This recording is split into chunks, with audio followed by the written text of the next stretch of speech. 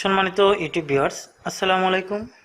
আসলাম ARB টিভির পক্ষ থেকে সবাইকে স্বাগতম। আশা করছি সকলেই অনেক ভালো আছেন। আজ আমি আবারও নতুন একটি ভিডিও নিয়ে আপনাদের সামনে হাজির হয়েছি। তো আমার ভিডিওর বিষয় হচ্ছে মোটর কন্ট্রোলিং। মোটর কন্ট্রোলিং সম্পর্কে ধারণা নেওয়ার জন্য অনেকেই কমেন্টে জানিয়েছেন, ভাই মোটর কন্ট্রোলিং সম্পর্কে কিছু ধারণা দেন আমাদের। তো যে সমস্ত ভাই কমেন্ট করেছেন তাদের উদ্দেশ্যে মূলত ভিডিওটি করা। তো মোটর কন্ট্রোলিংয়ের আগে কিছু বিষয় জানতে হয়, সেগুলো হচ্ছে মোটর কন্ট্রোলিং আমি আসলে বিভিন্ন ধরনের সার্কিট ভিডিও তৈরি করে সে ধরনের সার্কিট আমি আমার চ্যানেলটিতে আপলোড করেছি, অর্থাৎ কন্ট্রোলিংয়ের প্রায় সব ধরনের কন্ট্রোলিংই করে আমি দেখিয়েছি। তো সেখান থেকে অনেকেই দেখেছেন, এবং এই ভিডিওগুলো দেখার আগে আমি যেটা সাজেস্ট করব, যারা কন্ট্রোলিং আসলে শিখতে চান, ইন্ডাস্ট্রিয়াল মোটর কন্ট্রোলিং, তো এই জন্য আসলে এই যে এখানে যে বেশ কিছু ডিভাইস রয়েছে, এই ডিভাইসগুলো এত বেশি গুরুত্বপূর্ণ যে এই ডিভাইস সম্পর্কে যদি আসলে আমরা না বুঝি তাহলে মোটর কন্ট্রোলিং করা আসলে আমাদের পক্ষে সম্ভব না। সার্কিট বিভিন্ন ধরনের সার্কিট করে আমি দেখিয়েছি, যেখান থেকে অনেকেই দেখেছেন। তো সেখানে কিন্তু এই ধরনের শুধু এই ডিভাইসগুলো ব্যবহার করা হয়েছে। তো কোম্পানির চেঞ্জের কারণে এগুলোর ডিজাইন চেঞ্জ হতে পারে। যেমন আমি এখানে এটা একটা ম্যাগনেটিক কন্ডাক্টর দেখাচ্ছি, আবার এখানে এটাও একটা ম্যাগনেটিক কন্ডাক্টর দেখাচ্ছি, আবার এটাও কিন্তু একটা ম্যাগনেটিক কন্ডাক্টর। এছাড়াও বাজারে আরো বিভিন্ন ডিজাইনের ম্যাগনেটিক কন্ডাক্টর রয়েছে, এখানে এই একটা ম্যাগনেটিক কন্ডাক্টর। তো তবে মূলত আসলে এই বিষয়গুলোর উপরে খুব ভালো জ্ঞান রাখতে হবে মোটর কন্ট্রোলিং শিখতে হলে। তো সেজন্য আসলে আজকের এই ভিডিওটিতে শুধু ডিভাইস পরিচিতি হিসাবে আমি যারা নতুন মোটর কন্ট্রোলিং শিখতে চান তাদের উদ্দেশ্যে এই ভিডিওটি করেছি। তো সম্মানিত দর্শক, যদি ধৈর্য সহকারে সম্পূর্ণ ভিডিওটি দেখেন তাহলে আশা করি যে মোটর কন্ট্রোলিং সম্পর্কে আপনাদের একটা ধারণা চলে আসবে। তো আমরা যদি মোটর কন্ট্রোলিং করতে চাই, মোটর কন্ট্রোলিং আসলে কি ধরনের মোটর কন্ট্রোলিং হয়, আমরা যদি সাধারণত একটা 3 ফেজ মোটর, ছোট একটি 1 হর্স পাওয়ার বা 2 হর্স পাওয়ার মোটর কন্ট্রোল করতে চাই বা অন অফ করতে চাই, সেটাও অবশ্যই আমরা সার্কিট ব্রেকার দিয়ে অন অফ করতে পারবো না। তো একটা 3 ফেজ সার্কিট ব্রেকার নিলাম, মিনিয়েচার সার্কিট ব্রেকার, আমরা সেটা দিয়ে অন অফ করলাম। আসলে সার্কিট ব্রেকারটা সুইচিংয়ের জন্য করা হয় না, সার্কিটকে প্রোটেক্ট দেওয়ার জন্য সেটা ব্যবহার করা হয়। তো সেখানে অবশ্যই আমরা কি ব্যবহার করব, সেখানে আমরা অবশ্যই DOL ব্যবহার করব, ডাইরেক্ট অনলাইন স্ট্যাটার। আর এই DOL কিভাবে তৈরি করতে হয় সে বিষয়ে আমার চ্যানেলটিতে ভিডিও আপলোড করা আছে, আশা করি অনেকেই দেখেছেন, এবং যদি না দেখে থাকেন তাহলে দেখতে পারেন। তো সম্মানিত দর্শক, এখানে আমরা DOL ব্যবহার করে আমরা একটা মোটর চালাবো। তো এটা কিন্তু একটা মোটর কন্ট্রোলিং। আমরা সর্বপ্রথম যদি মোটর কন্ট্রোলিং শিখতে চাই তাহলে DOL স্ট্যাটারটা শিখতে হবে, অর্থাৎ ডাইরেক্ট অনলাইন স্ট্যাটারটা তৈরি করতে হবে, বা বাজারে তৈরি করা আছে সেখান থেকে আমরা কিনে নিয়েও সেটা সম্পর্কে ধারণা রাখতে পারি বা জ্ঞান অর্জন করতে পারি। তো সম্মানিত দর্শক, আসলে এইখানে আমরা সবচেয়ে বেশি এই মোটর কন্ট্রোলিংয়ের জন্য যেটা সবচেয়ে বেশি গুরুত্বপূর্ণ সেটা আমি বলবো যে আসলে এই ম্যাগনেটিক কন্ডাক্টর। এই ম্যাগনেটিক কন্ডাক্টর ছাড়া আসলে মোটর কন্ট্রোলিং করা সম্ভব না। ম্যাগনেটিক কন্ডাক্টর পরে এখানে হচ্ছে আমাদের কিছু বিষয় রয়েছে, যেমন রিলে, তারপর এখানে আমার বিভিন্ন ডিজাইনের রিলে রয়েছে এখানে। এছাড়াও বাজারে অনেক ধরনের রিলে পাওয়া যায়, ইন্ডাস্ট্রিতে ব্যবহার হয়। এটা একটা রিলে, এটা হলো থার্মাল রিলে। তো এই রিলে, তারপরে আছে আমাদের push button switch. Push button সুইচটা আসলে জটিল কোনো বিষয় না, এটা জাস্ট একটা সুইচ। তো ম্যাগনেটিক কন্ডাক্টর, রিলে, তারপর রয়েছে টাইমার। আমাদের টাইমার ব্যবহার শিখতে হবে। তো মোটর কন্ট্রোলিং সম্পর্কে জানতে হলে বা শিখতে হলে বা বুঝতে হলে বা জ্ঞান অর্জন করতে হলে আমাদের প্রথমে লাগবে ম্যাগনেটিক কন্ডাক্টর, যে ম্যাগনেটিক কন্ডাক্টর আমরা এখানে দেখিয়েছি। তারপরে আমাদের প্রয়োজন হচ্ছে টাইমার, তারপরে প্রয়োজন হচ্ছে রিলে, তারপরে প্রয়োজন হচ্ছে এখানে থার্মাল রিলে, তারপরে প্রয়োজন হচ্ছে এখানে পুশ বাটন সুইচ।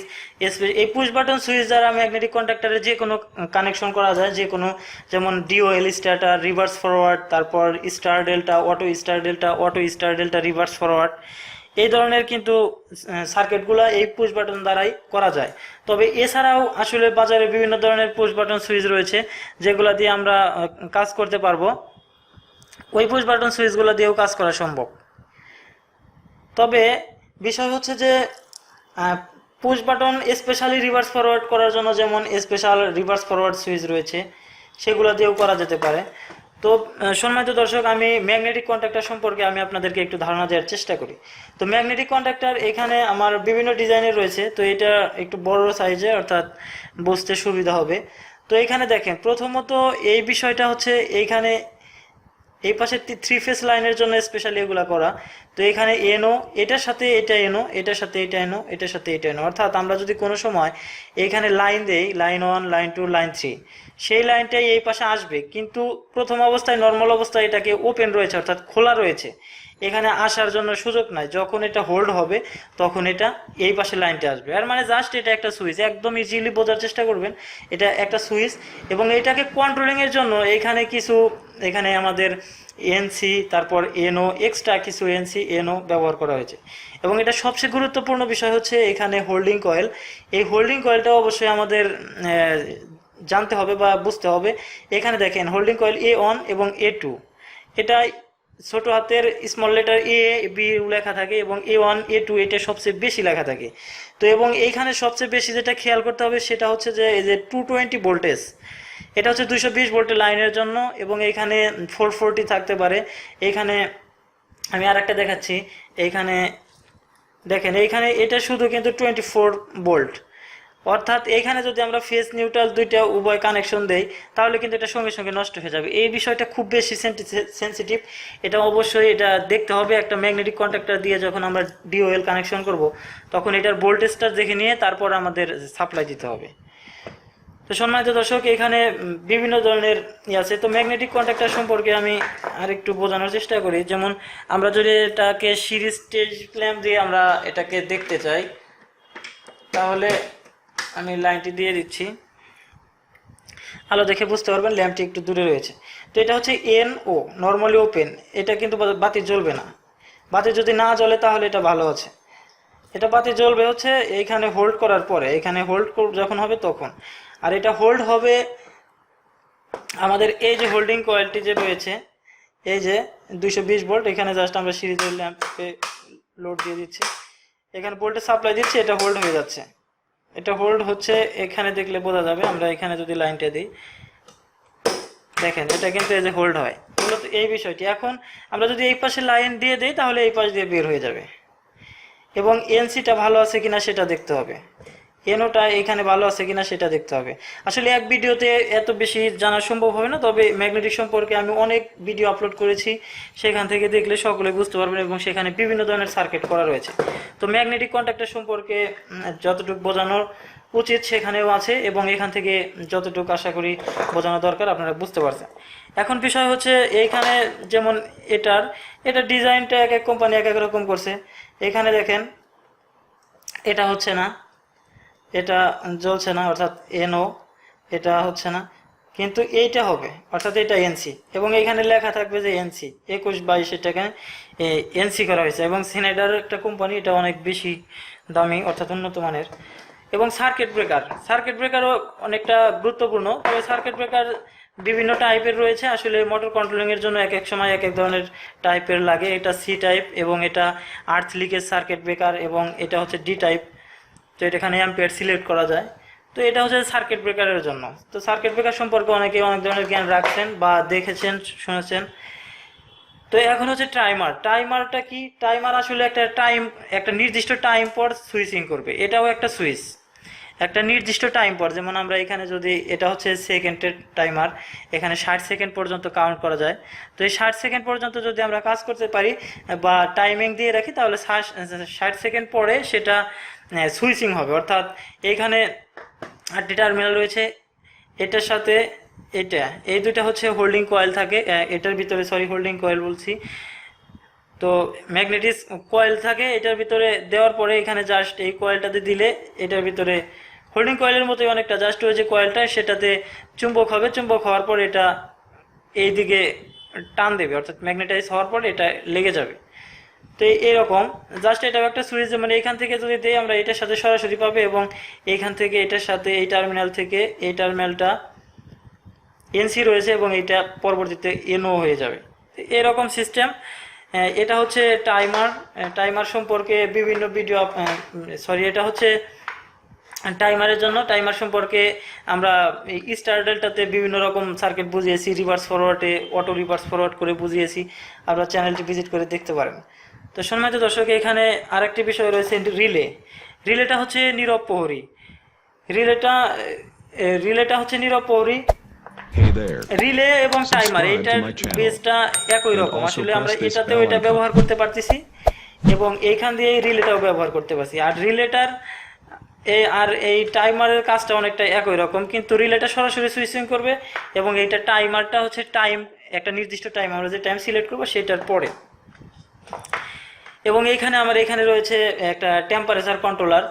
তো এখানে টেম্পারেচার কন্ট্রোলার, এই টেম্পারেচার কন্ট্রোলারটা ইন্ডাস্ট্রিতে অনেক বেশি ব্যবহার হয়, অর্থাৎ একটা নির্দিষ্ট জায়গায় যেমন যেখানে বেশি হিট হয় সেই হিট অনুযায়ী যদি আমরা এখান থেকে সার্কিট কানেকশন করে জাস্ট এখানে থার্মাল আছে, থার্মাল কাপল আছে, সেখানে যদি আমরা সেটাকে লাগিয়ে রাখি তাহলে সেখানে যে তাপমাত্রা যদি সিলেক্ট করি যে আমাদের এখানে 33 ডিগ্রি বা 35 ডিগ্রি বা 40 ডিগ্রি সেলসিয়াস তাপমাত্রার পরে সেটা আমাদের একটা অ্যাডজাস্ট ফ্যান দরকার, অর্থাৎ ঠান্ডা হওয়ার জন্য, তাহলে সেটা সেইভাবে চলবে, বা সেখানে একটা ইন্ডিকেটর লাগাইতে পারি, এই ধরনের বিষয়। এবং ম্যাগনেটিক কন্ডাক্টরের এক্সট্রা কিছু এনসি এবং এনও থাকে, সেটা হচ্ছে যে এই যে এরকম জাস্ট এই যে এটাকে খোলা যায় এবং লাগানো যায়। তো সম্মানিত দর্শক, এখানে রিলেটা সম্পর্কে একটু বলি। রিলেটাও জাস্ট একটা সুইচ, এটা আমি বলছিলাম যে টাইমারের মতোই অনেকটা। তো এটাতেও কিন্তু এই ডিজাইনের রিলেটা একই রকম, কিন্তু এই ডিজাইনের রিলেটার আবার এই বেসে কিন্তু কাজ করবে না, এটা অন্য একটা বেস। এছাড়াও বাজারে বিভিন্ন ধরনের রিলে পাওয়া যায়। আশা করি যতটুকু বোঝানোর চেষ্টা করছি বুঝতে পারছেন। তো রিলের এইখানে এই বিষয়টা হচ্ছে যে এইখানে 7 এবং 2 এটা হচ্ছে জাস্ট একটা কয়েল। এইখানে ভোল্টেজ দিলে এই টার্মিনালের সাথে এই টার্মিনালে এনসি থাকবে নর্মালি, পরে ভোল্টেজ আসার সঙ্গে সঙ্গে এটা ম্যাগনেটাইজ হবে, ম্যাগনেটাইজ হওয়ার পর এইখানকার ভোল্টেজটা এইখানে বিচ্ছিন্ন হয়ে এইদিকে চলে যাবে। এতটুকুই এই রিলের কাজ। তো এই ধরনের রিলে এবং এই রিলে এবং এই এলনি টাইমার এটা অনেকটা একই রকম কাজ করে, কিন্তু এটা টাইম কাউন্ট করবে, এটা সরাসরি কাজ করবে, সুইচিং করবে, এটাও সুইচিং করবে, এটাও সুইচিং করবে। আসলে এখানে কন্ট্রোলিংয়ের যত বিষয়গুলো এগুলো প্রত্যেকটাই সুইচিংয়ের কাজই করে, তবে এক এক ধরনের সুইচিং করে, এক একটা কাজে কাজ করে। তো এবং আমরা এখানে মোটর কন্ট্রোলিংয়ের জন্য একটা বিষয় যেটা আমরা সব ধরনের যেমন ডিওএল সার্কিটে দেখি, রিভার্স ফরওয়ার্ডে দেখি, স্টার ডেল্টায় থাকি, এটা হচ্ছে টিআর বলা হয় সংক্ষেপে, থার্মাল রিলে। থার্মাল রিলের মধ্যেও একটা এনসি এবং একটা এনও রয়েছে, এটাতেও আমরা অ্যাম্পিয়ার সিলেক্ট করতে পারি এবং এখানে যদি অতিরিক্ত কারেন্ট যায় তাহলে এখানে রিসেট মানে এই রেজিস্টারটা এটা উঠে যাবে, এই বাটনটি উঠে যাবে, এটা মোটরকে প্রোটেক্ট দেয় অনেক, এটা সব জায়গায় ব্যবহার হয়। তো এটা আসলে খুবই সহজ একটি বিষয়। ম্যাগনেটিক কন্ডাক্টরের সাথে এখানে এরকম 3টি টার্মিনাল রয়েছে, এই ম্যাগনেটিক কন্ডাক্টরের সাথে জাস্ট এরকম এই 3টি দিয়ে লাগিয়ে এইখানে সরাসরি ব্যবহার না করে, মানে কেবল এইখানে সরাসরি না দিয়ে আমরা এইটা লাগিয়ে এইখান থেকে 3টি কেবল ব্যবহার করতে হয়, ব্যবহার করে এখানে মোটরে লোড দিতে হয়। অর্থাৎ মোটরের যে ফেজ 3টি ফেজ থাকবে আর ওয়াইবি, সেখানে আমরা এইখানে ম্যাগনেটিক কন্ডাক্টরে না লাগিয়ে এইখানে লাগিয়ে দেব, তাহলে এটা ব্যবহার হয়ে যাবে। এবং এই ডিওএল স্টার্টারের সময় তৈরি করার সময় আমরা এনসিটা ব্যবহার করব, এনওটা ব্যবহার করব। আসলে এখানে আমি কিভাবে কানেকশন করব সে বিষয়ে ধারণা দিতে পারবো না, কারণ ভিডিওটি অনেক বড় হয়ে যাবে, কারণ ওই বিষয়ে আসলে অন্য ভিডিওতে আমরা এটা ব্যবহার করে রেখেছি, সেখানে আপনারা দেখতে পারেন প্রয়োজন হলে। তো সম্মানিত দর্শক, এখানে আসলে যতটুকু বোঝানোর চেষ্টা করছি, আসলে আমি মনে করি যে বুঝতে পারছেন সকলে। যদি সম্পূর্ণ ভিডিওটি দেখে উপকৃত হন তাহলে প্লিজ একটা লাইক দিয়ে যাবেন, এবং এই ধরনের আরও নতুন টিউটোরিয়াল পেতে চ্যানেলটি যদি সাবস্ক্রাইব করে না থাকেন চ্যানেলটি সাবস্ক্রাইব করে আসলাম ARB টিভির সাথে থাকুন। সুস্থ থাকুন, ভালো থাকুন, আল্লাহ হাফেজ।